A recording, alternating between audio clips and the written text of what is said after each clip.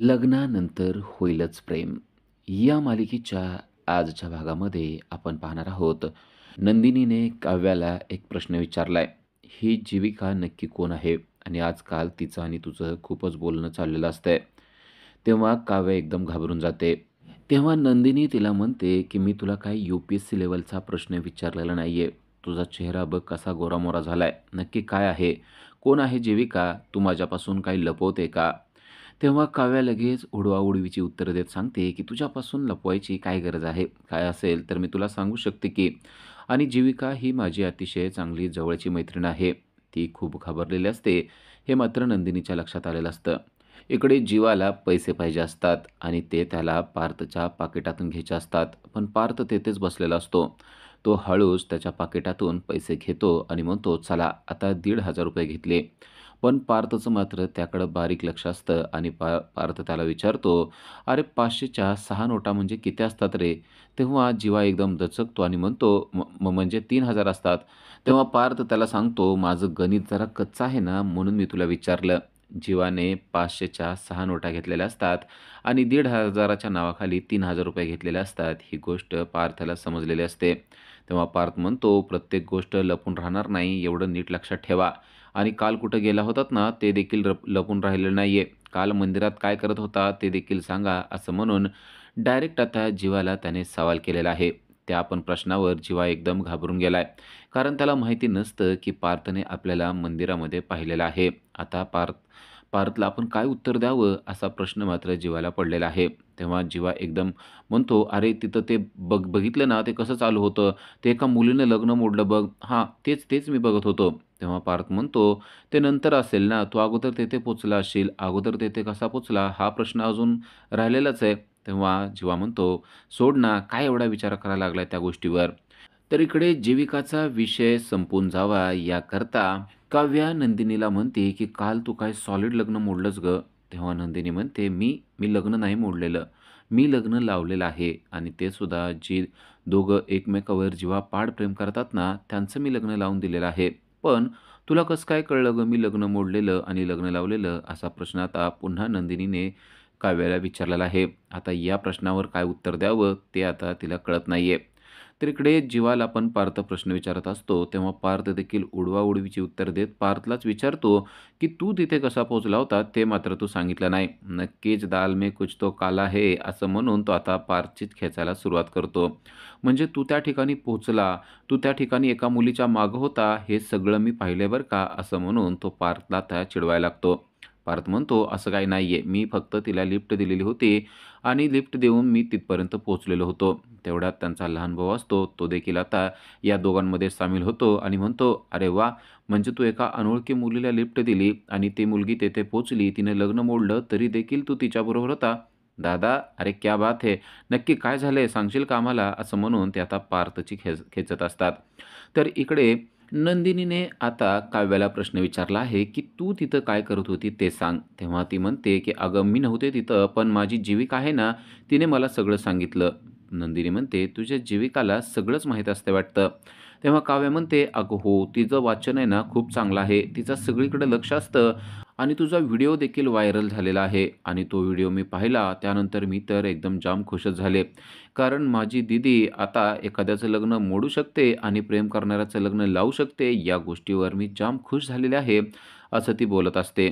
तेव्हा आरुषी म्हणते, "अरे वाह! चला आता आपलं पण काम एकदम सेफ होणार. म्हणजे आपण सुद्धा जर का एखाद्यावर प्रेम करत असलो, तर दीदी आपलं देखील लग्न लावून देणार आहे."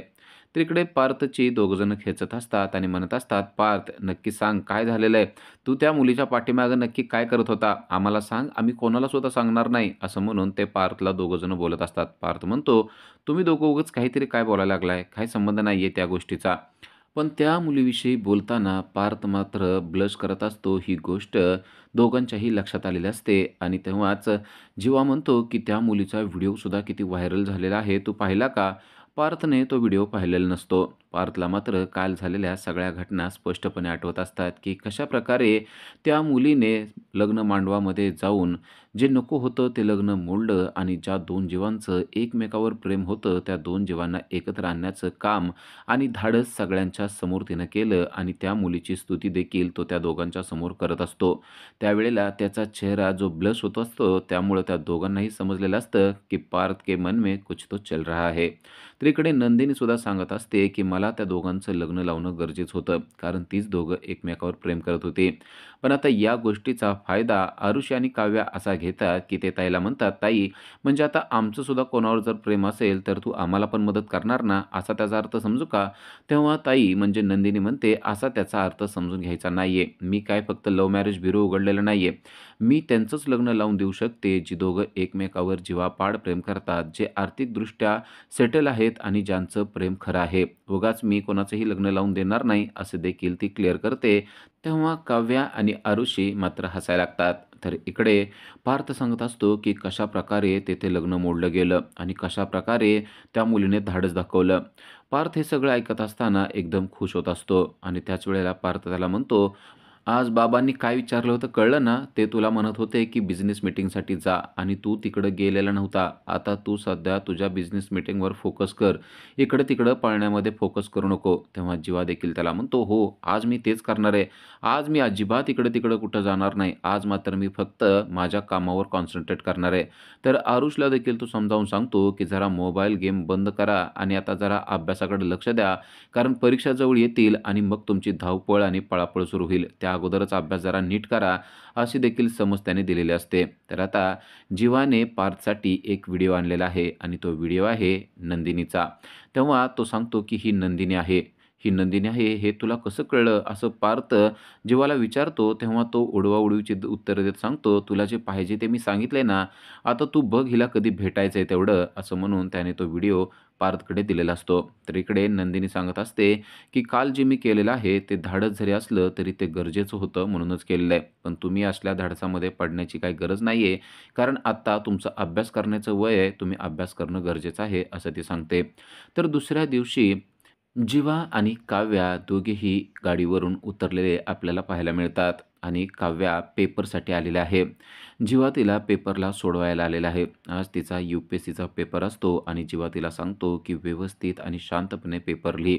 पण गाडीहून उतरत असताना ती मात्र त्याला म्हणत असते, की "जरा घरी फोन करायचं बंद कर." तेव्हा तो जोरजोरात ॲक्सिलेटर फिरवत असतो आणि ती काय म्हणते ते ऐकूच येत नाहीये असा आविर्भावात तो तिला बोलत असतो. तेव्हा ती गाडीची चावी काढून घेते आणि म्हणते, "तुला सगळं काय कळतंय मला माहिती आहे. पण तू सारखा-सारखा फोन केल्यानं परिस्थिती हाताच्या बाहेर जाईल.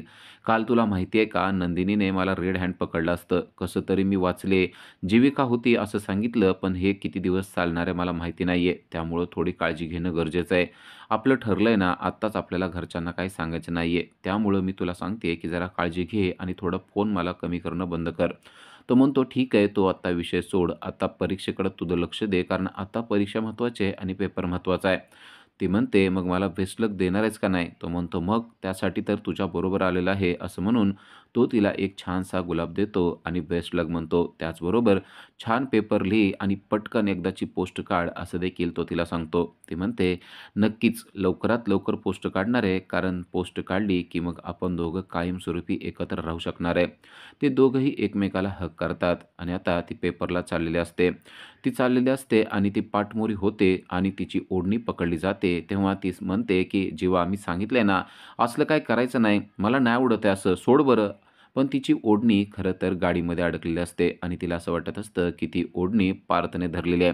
पार्थ म्हणतो, "काय झालंय तुला समजलेलं नाही वाटतं." असं म्हणून तो आता स्वतःच तिच्या समोर येऊन थांबतो आणि म्हणतो, "तुला असं वाटतंय ना, मी तुझी ओढणी पकडलेली आहे, पण मी तुझी ओढणी पकडलेली नाहीये. तुझी ओढणी माझ्या बाईकनं पकडलेली आहे." असं म्हणून तो तिला खुणावतो. तेव्हा तिच्या लक्षात येतं, की ओढणी पार्थने नव्हे, तर बाईकने पकडली आहे, म्हणजे बाईकमध्येच ती अडकलेली आहे आणि पार्थ तिला एक फ्लाइंग किससुद्धा द्यायला लागतो. फ्लाइंग किस देत असताना ती पार्थच्या समोर आडवा हात धरते आणि म्हणते, की "नाही, तुला सांगितलं नाही मी, आत्ता हे अजिबात काही करायचं नाही. आपलं ठरलं आहे, लग्नाअगोदर यातली कोणतीच गोष्ट करायची नाहीये."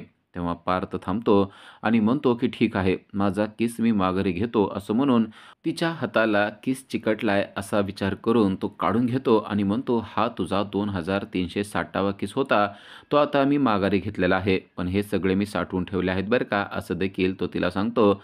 आणि आता ती परीक्षेला चाललेली असते. ती लांब जात असते आणि त्याला जाताना बाय करते. परत एकदा तो किस करायला लागतो आणि एकदम थांबतो आणि म्हणतो, की आता नाही करणार आणि परत ती स्मितहास्य करून त्याच्यापासून निघून जाते.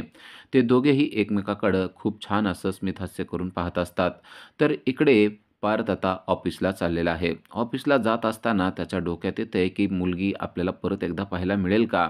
कालची ती नंदिनी असेल, ती नक्की कुठे असेल? असा विचार त्याच्या डोक्यात येत असतो. कालच्या सगळ्या गोष्टी त्याला पुन्हा एकदा आठवत असतात, की कशाप्रकारे ती आपल्या गाडीमध्ये येऊन बसली, कशाप्रकारे तिने आपल्याला लिफ्ट मागितली आणि मग कसा दिवस गेलेला होता तो. कालचा दिवस किती चांगला गेला होता. ती जवळ असताना आपल्याला किती चांगलं वाटत होतं. असे शेकडो विचार त्याच्या मनामध्ये येत असतात आणि ती दिसेल का असं देखील त्याला वाटत असतं.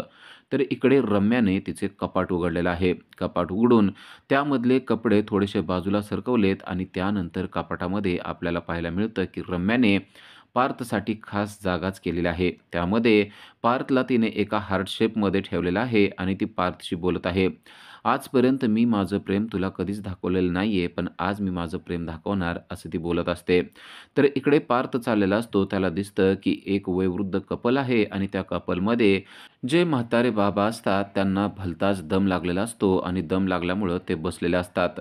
पार्थचं लक्ष त्यांच्याकडे जातं आणि यांना नक्कीच मदतीची काहीतरी गरज असणार आहे, असं त्याला वाटतं. म्हणून तो गाडी उघडतो आणि मदतीसाठी त्यांच्याकडे जातो आणि त्यांना विचारतो, "काय झालं आहे? काय प्रॉब्लेम आहे का? तुम्हाला दम लागला आहे? नक्की काय झालंय?" असं विचारतो आणि स्वतःच्या जवळची पाणी बॉटल त्यांना पाणी पिण्यासाठी देतो. ते बाबा पाण्याची बॉटल घेतात, पाणी पितात आणि म्हणतात, "धन्यवाद. असं काही झालेलं नाहीये. जरा थोडासा दम लागत होता एवढंच." पार्थ म्हणतो, "थोडी काळजी घ्या." आणि आता पार्थ माघारी चाललेला असतो, तेव्हा त्याच्या लक्षात येतं, की या दोघांचं काहीतरी बोलणं चाललेलं आहे आणि त्यांना पैशाचा काहीतरी प्रॉब्लेम आहे. ते दोघं म्हणत असतात, की आजच्या आज पैसे ट्रान्सफर होणं गरजेचं आहे, पण आता तेवढे पैसे आहेत का? असं त्यांचं बोलणं चाललेलं आहे. पार्थला वाटतं, की आपण त्यांना मदत करणं गरजेचं आहे. पार्थ स्वतःच्या जवळचे काही पैसे काढतो आणि त्यांना म्हणतो, की "एवढे पैसे तुम्हाला राहू द्या. मला माहिती नाही तुम्हाला किती पाहिजेत, पण माझ्याकडे एवढे आहेत, एवढे पैसे." असं म्हणून देऊन तो त्यांना म्हणतो, की "एवढे पैसे चालतील का?" ते दोघेही त्याच्याकडे पाहतात आणि म्हणतात, "खूप खूप धन्यवाद." पार्थ त्यांना म्हणतो, की "मला माहिती नाही तुम्हाला किती पैसे पाहिजेत, पण माझ्याकडे जेवढे आहेत तेवढे मी तुम्हाला देतोय." ते दोघेही म्हणतात, की "ठीक आहे हो, पैशाची काही गरज नाही." पार्थ त्यांच्या हातात तेवढे पैसे टेकवतो आणि गाडीमध्ये बसत असतो. तेवढ्यात तेथे नंदिनी आलेली आहे आणि नंदिनीला पाहून खरं तर पार्थची स्वप्नपूर्ती झाली आहे. अचानक नंदिनी आपल्या समोर येईल असं त्याला वाटलेलं सुद्धा नसतं, पण आता अचानक नंदिनी समोर आलेली असते आणि ती त्या दोघांना मदत करण्यासाठी आलेली असते. त्या दोघांना ती सांगते, की "तुम्ही इथं कसं काय बसलेला आहात?" आणि पार्थ पण तेथेच असतो. तर इकडे रम्या मात्र जाम खुश झालेली आहे. कारण आज आपण पार्थला काही केल्या प्रपोज करायचं असं तिनं ठरवलंय आणि ते प्रपोज देखील आपण छानसं पत्र लिहूनच करायचं असं विचार ती करते. ती मनाशी बोलते, की "पार्थ, मी तुझ्यावर कधीपासून प्रेम करते हे मात्र मी सांगू शकत नाही. खूप लहान असल्यापासून. मला तर आई म्हणायची, की तू रडत असली ना, की मी पार्थकडे घेऊन जायचे. तेव्हा पार्थकडं तू पाहिलंस तरी तू रडायचं बंद करायची. म्हणजे बघ मी तुझ्यावर कधीपासून प्रेम करते असं ती स्वतःच्या मनाशी बोलत असते. आता हे सगळे विचार, माझ्या भावना या कागदावर मांडू का? या कागदावर किती-किती आणि काय-काय मांडू? किती वर्षाचं प्रेम मी यावर मांडू मला कळत नाही. पण आज मात्र सगळ्या भावना मी या कागदावर उमटवणार आहे, असं ती मनाशी बोलत असते. तर अचानक आलेल्या नंदिनीला पाहून पार्थ मात्र एकदम ब्लश करत असतो आणि नंदिनी देखील ब्लश करत असते कारण तिला देखील पार्थ भेटेल असं वाटलेलं नसतं आणि अचानक भेटलेल्या पार्थमुळे तिला देखील आनंद झालेला असतो. पार्थने या दोघांना पाणी आणि पैसे दिलेले आहेत हे पाहून तिला खूप छान वाटतं. त्याचबरोबर ते काका म्हणतात, की "हा मुलगा खूपच चांगला आहे. त्याने आम्हाला अनोळखी असून सुद्धा खूप चांगली मदत केलेली आहे आणि एवढे पैसे दिलेले आहेत." तेव्हा नंदिनी हसायला लागते आणि पार्थला म्हणते, "हे कोण आहेत तुम्हाला माहीत आहे का?" पार्थ म्हणतो, "मला माहिती नाही." ती सांगते, की "हे खूप मोठे बिझनेसमॅन पटवर्धन आहेत." तेव्हा तो एकदम लाजल्यासारखा होतो आणि म्हणतो, "माफ करा, मी तुम्हाला खूप कमी पैसे दिले ना?" तेव्हा ते दोघे म्हणतात, की "आम्हाला खरं तर पैशाची गरजच नाहीये. आम्ही दोघेही विचार करत होतो तो आमच्या बिझनेसच्या पैशाच्या संदर्भातला. पण खरंच तुमचं मन खूप साफ आहे. आजकाल अशी माणसं मिळत नाहीत." असं देखील ते बोलतात. तेव्हा पार्थ म्हणतो, "असं काही नाहीये. मला मदत करायला आवडतं आणि माझ्यापेक्षा देखील हे आहेत ना, यांना मदत करायला आवडतं." तेव्हा नंदिनी सांगते, की "माझं जे आनंद होम आहे ना, त्या ठिकाणी हे दोघं येत असतात. खरं तर यांची मुलं परदेशाला आहेत, म्हणून ते इथं जरा टाईमपास करण्यासाठी येत असतात. ते खूप मोठे बिझनेसमॅन आहेत." तेव्हा पार्थ म्हणतो, "मला माफ करा, मी मगाशी तुम्हाला पैसे दिले." ते म्हणतात, "हे पैसे माघारी ठेवा आणि अशीच मदत लोकांना करत जा, कारण आजकाल अशा लोकांची खूप कमी आहे. एवढ्या साफ मनाची माणसं बघायलाच मिळत नाहीत," असं तो सांगत असतो. तेव्हा नंदिनी म्हणते, की "आता तुम्ही आमच्या आनंद होमला भेट द्यायला पाहिजे." तेव्हा तो काही पैसे नंदिनीला देऊ लागतो. नंदिनी म्हणते, "मी कॅश अजिबात घेत नाही. तुम्हाला जे काही पैसे द्यायचे असतील ना, ते फक्त तुम्ही ऑनलाईन ट्रान्सफर करू शकता आणि आमच्या आनंद होमला नक्की तुम्ही भेट द्या. आमच्या इथं आल्यानंतर तुम्हाला खूप काही चांगल्या गोष्टी बघायला देखील मिळतील." खरं तर पार्थला ती कुठे राहते, काय करते हे सगळं जाणूनच घ्यायचं असतं. आणि आता तिने स्वतःनेच त्याला इन्व्हाईट केलेलं आहे. त्याचबरोबर ती सांगते, की "तुम्हाला जर का माझा पत्ता पाहिजे असेल, माझ्या आनंद होमचा पत्ता पाहिजे असेल, तर मी तुम्हाला एक कार्ड देते. त्या कार्डवर सर्व काही दिलेलं आहे. माझा कॉन्टॅक्ट नंबर आहे, त्याचबरोबर माझा आनंद होमचा पत्ता देखील आहे." असं म्हणून तिने ते कार्ड त्याला दिलेलं आहे. खरं तर आता पार्थची स्वप्नपूर्तीच झालेली आहे. कारण पार्थला जे पाहिजे होतं तेच मिळाले. त्याचबरोबर त्या दोघांनी एकमेकाचा हात देखील हातात घेतलेला आहे आणि या सगळ्या गोष्टीवर पार्थ मात्र जाम खुश झालेला आहे. कारण त्याला पत्ता देखील मिळाला आहे आणि हातात हात देखील घालायला मिळालेला आहे. तो पत्ता लगेच तो स्वतःच्या खिशामध्ये ठेवतो आणि "नक्की मी तुम्हाला भेट देईल," असं त्याने नंदिनीला अगदी खात्रीने सांगितलेलं असतं.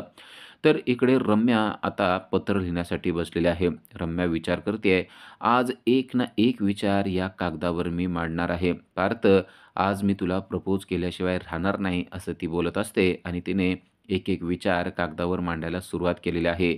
1, 2, 3 नव्हे तर 4 कागदं तिने त्या कागदांवर तिने स्वतःचे विचार मांडलेले आहेत आणि आता ते सगळे कागदं तिचं ते लव्ह लेटर एका पाकिटात घालून ती पार्थला देणार असते. पार्थ, आज तू हे वाच आणि नक्की मला सांग, की तुझं देखील माझ्यावर प्रेम आहे का नाही? मला तर माहिती आहे, तुझ्या मनामध्ये मीच असणार आहे, असं ती स्वतःच्या मनात म्हणत असते आणि तेवढ्यात पार्थ तेथे आलेला आहे. "रम्या, तू काय करतेस?" असं प्रश्न तो तिला विचारतो. तेव्हा रम्या एकदम घाबरून जाते आणि स्वतःकडचे पत्र पाठीमागं लपवते. तेव्हा पार्थ तिला विचारतो, की "रम्या, माझ्यापासून काय लपवतेय का? पाठीमागं काय आहे?" असं विचारतो. उद्याच्या भागामध्ये आपल्याला पाहायला मिळतं, की पार्थ आणि नंदिनी पुन्हा एकदा एकमेकांना भेटलेले आहेत. चक्क नंदिनी टू व्हीलर घेऊन आलेली आहे आणि पार्थला ते म्हणते, की "काल तुम्ही मला लिफ्ट दिली होती ना, आज मी तुम्हाला लिफ्ट देणार आहे." पार्थची तर स्वप्नपूर्ती झालेली आहे. चक्क तो आता नंदिनीच्या पाठीमागं बसलेला आहे आणि तो मनात विचार करतोय, "ही तर माझी पहिली डेटच आहे," असं मी समजतो. त्याचबरोबर तो तिच्याबरोबर लाँग ड्राईव्हला सुद्धा गेलेला आहे. आता ते दोघं एकमेकांशी काय बोलणार आहेत, ते आपल्याला उद्याच्या भागात पाहायला मिळणार आहे. पण इकडे काव्या आणि जीवा एकमेकाशी बोलत असतात, तेव्हा जीवा म्हणतो, की "तुला जर भीती वाटत असेल, तर आपण काही दिवस भेटायचं, बोलायचं थांबवूया का?" तेव्हा ती म्हणते, "असं नको करू. असं जर का केलं, तर मला खूप त्रास होईल. मी तुझ्याशिवाय जगू शकत नाही," असं ती त्याला बोलून दाखवते. तर इकडे रम्याचं पत्र पडलं आहे, ते म्हणजे पिहूच्या हातामध्ये. तिनं ते सगळं पत्र वाचलंय आणि तिला कळलंय, की हे पत्र रम्याने पार्थसाठी लिहिलेलं आहे. तेव्हा आता तिने स्वतःच्या हातानेच त्यावर आय लव्ह यू असं लिहून टाकलेलं आहे आणि ती स्वतःच्याच मनानं म्हणते, "आता रम्या दीदी, बघ मी काय करते ते. आता तुझी गंमतच होणार आहे." असं म्हणून तिने त्या पत्रावर आय लव्ह यू लिहिलेलं आपल्याला पाहायला मिळतंय. आता नक्की पार्थ या गोष्टीचा काय अर्थ घेणार आहे आणि रम्या या गोष्टीचा काय अर्थ घेणार आहे, ते आपल्याला उद्याच्याच भागात पाहायला मिळणार आहे. पण आता पिहूच्या या गोष्टीमुळं रम्याच्या प्रेमाचे तीन तेरा होणार का पार्थ तिच्यावर प्रेम करतंय असं तिला वाटणार? नक्की काय होणार आहे ते आपल्याला उद्याच्या भागामध्येच पाहायला मिळणार आहे. अशा सिरियलच्या अपडेटसाठी आजच आमच्या चॅनलला सबस्क्राईब करा. Thank you.